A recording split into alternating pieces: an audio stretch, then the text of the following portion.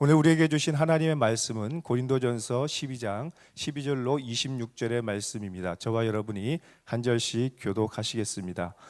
몸은 하나인데 많은 지체가 있고 몸의 지체가 많으나 한 몸인과 같이 그리스도도 그러하니라.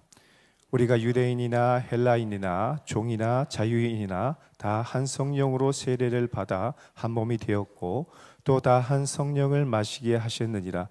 몸은 한 지체뿐만 아니요 여럿이니 만일 발이 이르되 나는 손이 아니니 몸에 붙지 아니하였다 할지라도 이로써 몸에 붙지 아니한 것이 아니요 또 귀가 이르되 나는 눈이 아니니 몸에 붙지 아니하였다 할지라도 이로써 몸에 붙지 아니한 것이 아니니 만일 온몸이 눈이면 듣는 곳은 어디며 온몸이 듣는 곳이면 냄새 맡는 곳은 어디냐.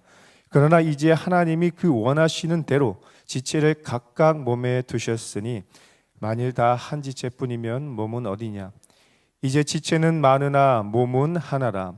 눈이 손도로 내가 너를 쓸데없다 하거나 또한 머리가 발도로 내가 너를 쓸데가 없다 하지 못하리라. 그뿐 아니라 더 약하게 보이는 몸의 지체가 도리어 요긴하고 우리가 몸에 덜 귀히 여기는 그것들을 더욱 귀한 것들로 입혀주며 우리의 아름답지 못한 지체는 더욱 아름다운 것을 얻느니라. 그런즉 우리의 아름다운 지체는 그럴 필요가 없느니라. 오직 하나님이 몸을 고르게 하여 부족한 지체에게 귀중함을 더하사 몸 가운데에서 분쟁이 없고 오직 여러 지체가 서로 같이 돌보게 하셨느니라. 함께요. 만일 한 지체가 고통을 받으면 모든 지체가 함께 고통을 받고 한 지체가 영광을 얻으면 모든 지체가 함께 즐거워하느니라. 아멘. 건강한 몸과 마음으로 사는 것만큼 큰 축복이 없는 것 같습니다. 점점 느끼는 진리는 참 건강한 몸과 마음으로 사는 것만큼 좋은 것이 없다라는 것을 느끼게 됩니다. 그래서 사람들은 건강을 지키기 위해서 크고 작은 많은 노력들을 합니다. 건강한 몸이 되기 위해서 몸의 밸런스와 질서 그리고 기능을 잘 유지해야 하는 것이죠. 이를 위해서 우리 몸의 코어 근육을 강화하고 근육의 유연성과 근력을 기르며 뼈의 밀도를 강화해야 하는 것이 건강의 비결 중에 하나라고 할 수가 있겠습니다. 하지만 우리 중 어떤 분들은 자신의 신체 나이보다 기능을 잘 발휘하지 못하거나 몸의 질서가 무너진 분들도 있을지 모르겠습니다. 그렇다면 오늘 다시 몸의 균형과 질서를 회복해서 건강한 몸과 마음으로 살아가시기를 예수님의 이름으로 축복합니다. 내 생각과 달리 손과 발이 따로 노는 그런 삶이 아니라 건강하게 잘 움직이는 우리 몸이 되었으면 좋겠습니다. 이런 점에서 오늘 말씀은 바울이 고린도 교회를 향해 준 특별 운동 처방이라고 할 수가 있겠습니다. 고린도 교회에는 다양한 문제가 있었습니다. 그래서 몸의 균형이 깨지고 질서가 깨지고 기능을 상실한 건강하지 못한 그리스도의 몸으로 있었습니다. 그래서 바울은 고린도 교회를 향해서 건강한 그리스도의 몸이 되기 위해서 몇 가지 코칭을 하고 있는 것이죠. 먼저 교회는 통일성과 다양성의 균형을 이루어야 합니다. 우리 몸에 다양한 지체들이 있는 것처럼 교회에는 너무나 수많은 분들이 있습니다. 그래서 교회는 다양성과 개성을 존중해 드려야 합니다. 그러나 지나치게 개방성을 강조하거나 해서는 안 되는 것이죠. 교회는 언제나 통일성을 유지해야 합니다. 또한 교회는 기계적인 몸이 아니라 유기적이고 영적인 몸이라는 사실을 우리가 기억해야 합니다. 유기적이란 말이 무엇입니까? 서로 너무나 긴밀하게 연결되어 있기 때문에 떼고 싶어도 뗄 수 없는 그런 존재가 바로 유기적이라는 것이죠. 그래서 교회는 기계가 고장날 때 부품을 갈아버리는 것처럼 성도를 그렇게 대하지 않습니다. 우리는 유기적인 공동체이기 때문에 기계적인 작동 원리나 코딩에 따라서 움직이는 것이 아니죠. 머리신 예수님께서 성령의 신비한 역사를 통해서 우리 교회의 각 지체의 모든 부분들을 인격적으로 서로 함께 움직이게 만드셨습니다. 그래서 교회는 유기적인 공동체, 바로 영적인 예수 그리스도의 몸인 것입니다. 그런데 우리가 예수 그리스도의 몸이라는 것은 아주 특별한 영적 원리를 가지고 있습니다. 그것이 무엇입니까? 우리가 예수 그리스도의 몸이기 때문에 머리이신 예수님께서 우리를 친히 다스리고 이끌어 가신다라는 의미가 있죠. 우리가 그리스도의 몸이기 때문에 서로 다른 많은 지체들이 함께 하나 되어서 머리의 뜻을 따라 살아간다라는 거예요. 그런데 진짜 중요한 영적인 의미는 우리가 예수님의 몸이 되었다라는 거예요. 그렇기 때문에 가치 있고 소중하다라는 것입니다. 왜요? 예수님께서 친히 우리를 다스리고 지키고 보호하시기 때문입니다. 왜 그렇습니까? 우리가 예수님의 몸이기 때문인 거예요. 우리 스스로 우리의 가치를 인지하고 있지 못할지라도 우리가 예수 그리스도의 몸이라는 가치가 우리에게 부여됐다라는 것입니다. 여러분, 그래서 우리가 예수 그리스도의 몸이 되었다는 것은 너무나 큰 영적인 축복인 것입니다. 그래서 우리는 예수 그리스도 안에서 하나 되었고 평등하고 동등한 관계가 되었다라는 거예요. 남녀노소의 차이가 없습니다. 출신 성분의 차이가 없습니다. 우리는 모두 예수 그리스도에서 하나 된 것입니다. 그래서 바울은 오늘 이렇게 말씀하고 있습니다. 12절과 13절의 말씀 함께 보겠습니다. 몸은 하나인데 많은 지체가 있고 몸의 지체가 많으나 한 몸인과 같이 그리스도도 그러하니라. 우리가 유대인이나 헬라인이나 종이나 자유인이나 다 한 성령으로 세례를 받아 한 몸이 되었고 또 다 한 성령을 마시게 하셨느니라. 이처럼 교회에는 차별과 차이가 없습니다. 유대인과 헬라인과 같이 인종과 문화 차이가 없습니다. 그리고 종과 자유인과 같이 신분과 계급의 차이가 없습니다. 왜냐하면 우리가 예수 그리스도에서 안에서 한 몸이 된 형제와 자매이며 한 가족이기 때문인 것입니다. 여러분, 그렇다면 어떻게 서로 다른 우리가 온전한 한 몸이 될 수가 있겠습니까? 그것은 성령님의 신비로운 역사입니다. 다 설명할 수는 없지만 성령님의 신비한 역사로 인하여서 저와 여러분처럼 서로 다른 분들이 하나 되어서 살아갈 수가 있는 것입니다. 마치 성부와 성자 하나님께서 성령 하나님으로 연결되어 있는 것처럼 우리 서로 다른 모든 지체들이 성령 하나님 안에서 하나로 연결되어서 한 몸이 되어 있는 거예요. 그래서 우리가 하나님의 뜻에 순종하고 성도들이 같은 마음과 같은 뜻으로 살아갈 수가 있는 거예요. 때로는 이해가 되지 않고 때로는 갈등이 있어도 한 공간에서 함께 예배하고 사역하며 서로 인내하고 연합할 수 있는 그 비결은 무엇입니까? 바로 성령 하나님께서 신비한 역사로 우리를 하나 되게 하셨다라는 거예요. 그렇지 않습니까? 평소에 우리의 인격과 성품이라면 도저히 함께 할 수 없는 그분들과 함께 예배하고 함께 사역하고 함께 한 길 갈 수 있는 것, 그것은 바로 성령 하나님께서 우리의 마음을 새롭게 해 주셨기 때문인 거예요. 바울은 이것을 한 성령으로 세례를 받았고 한 성령을 마시게 하셨다라고 말씀하고 있습니다. 여러분, 우리가 한 성령을 마셨다라는 것은 무엇을 의미하는 것입니까? 성령의 생기로 우리가 새로운 새 생명을 얻고 마치 아담이 하나님의 생기로 새로운 창조물이 된 것처럼 우리가 새로운 피조물이 되었다라는 것을 의미하는 거예요.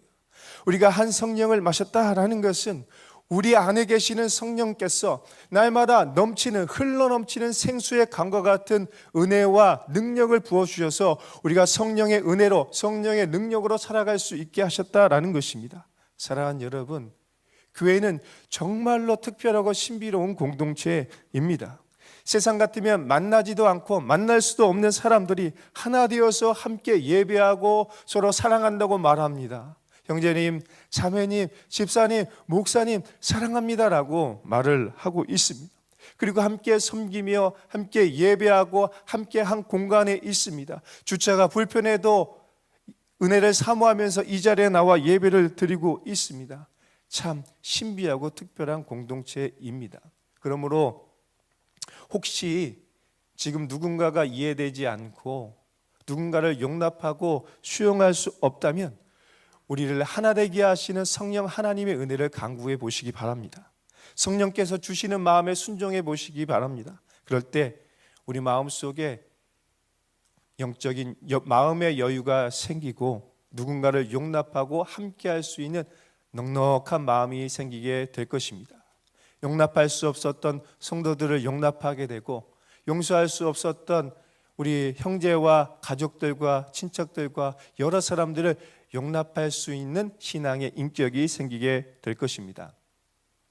사실 교회는 너무나 많은 다양한 분들이 모였기 때문에 완전하지 않습니다. 누군가의 표현처럼 교회는 아직도 공사 중인 미완성의 건물입니다. 그래서 때로는 갈등하고 이기적으로 행동하고 의미 없는 다툼을 할 때가 있습니다. 고린도 교회가 바로 그랬습니다. 은사와 직분, 사역 때문에 서로 갈등했습니다. 그리고 자기가 좋아하는 교역자들을 중심으로 파당을 만들었던 것이 고린도 교회였습니다. 우리가 계속해서 살펴본 것처럼 부유한 자들이 가난한 자를 배려하지 못해서 거룩한 성찬에도 갈등이 있었습니다. 하나님이 주신 선물이 인사 때문에 서로를 무시하고 교만하고 오해하고 갈등했던 것도 고린도 교회의 모습이었습니다.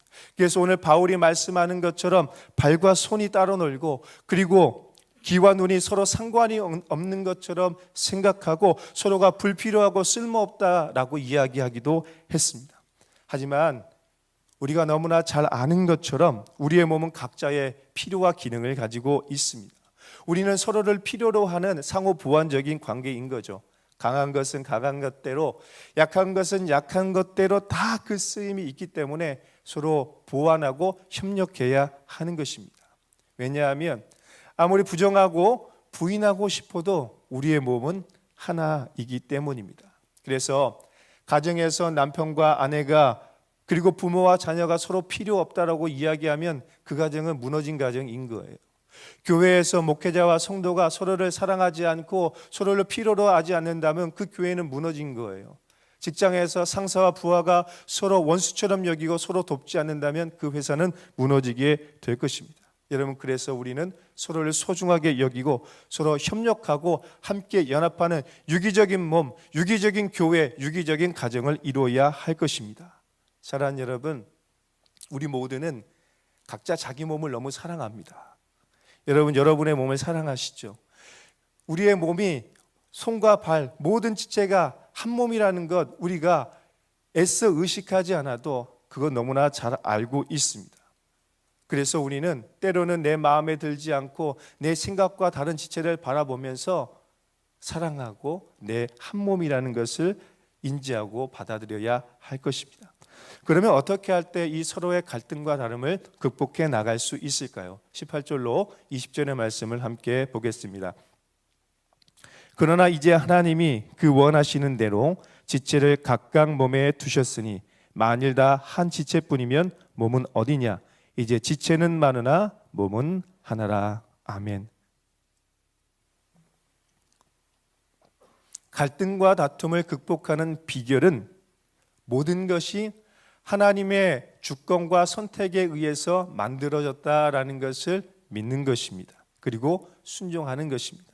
오늘 말씀과 같이 하나님이 원하시는 대로 그 지체를 각각 두셨다라는 것은 하나님의 주권적인 선택과 완벽한 계획 속에서 우리의 몸이 창조되었고, 하나님의 주권적인 선택과 계획 속에서 우리가 한 교회를 이루었고 한 가정을 이루었다라는 것입니다. 여기에 갈등과 다름을 극복하는 비결이 있습니다. 하나님의 선하심과 하나님의 주권을 믿고 그대로 인정하고 받아들이는 거예요. 그럴 때 우리의 마음과 우리의 지혜로 이해할 수 없어도 그것을 온전히 수용할 수 있게 되는 것입니다. 마치 우리가 피카소나 살바도르 달리와 같은 천재 작가들의 그림을 보면서 이해는 할 수 없지만 우와, 작품이구나 라고 생각하고 그대로 받아들이는 것처럼 우리는 창조주 하나님이 창조하신 그 모습 그대로를 인정해야 하는 것입니다.